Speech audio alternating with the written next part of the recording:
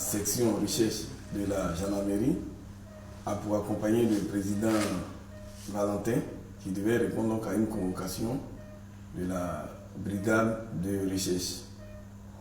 Il a été convoqué parce que la gendarmerie a donc ouvert une enquête à la demande du procureur de la République qui lui reprochait donc des faits de troubles à l'ordre public.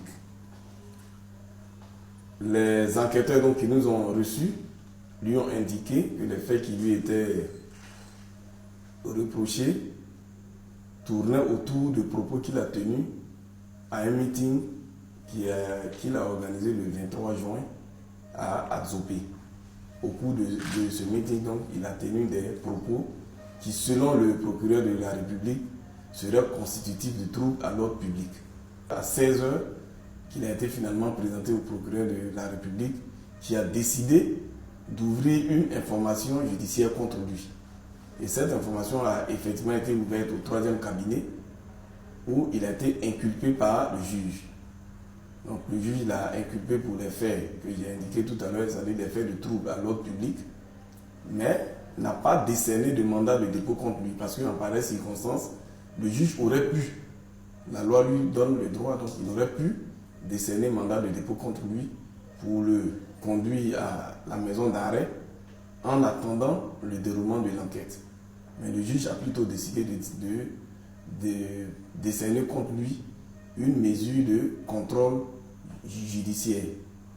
En pareille circonstance, il reste en liberté, mais il fait l'objet d'un certain nombre d'interdictions le temps de la procédure.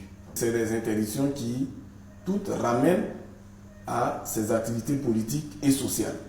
Donc aujourd'hui, il fait l'objet d'une interdiction d'activité publique, d'une interdiction même de participer à des réunions publiques ou à des réunions organisées dans un lieu ouvert au public.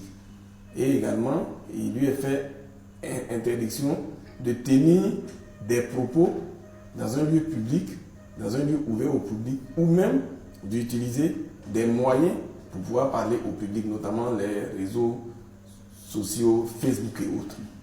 L'instruction a été ouverte aujourd'hui. On ne peut pas aujourd'hui en connaître la durée. Mais ce qu'il faut savoir, c'est que cette mesure-là peut faire l'objet de voies de recours. Donc, il y a des voies de recours qui existent, que en tant que ces conseils, nous allons utiliser pour pouvoir obtenir la modification de ces mesures.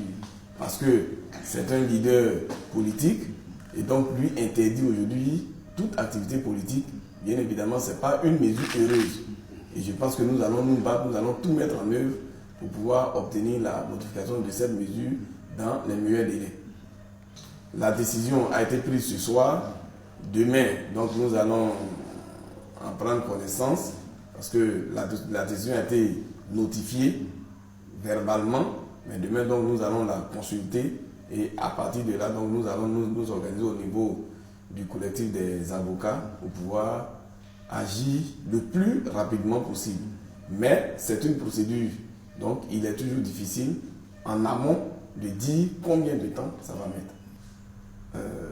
En droit, il y a une règle, c'est le principe de l'opportunité des poursuites dont dispose le procureur de la République. C'est-à-dire face à des faits, le procureur a l'opportunité de poursuivre ou de ne pas le faire. Voilà.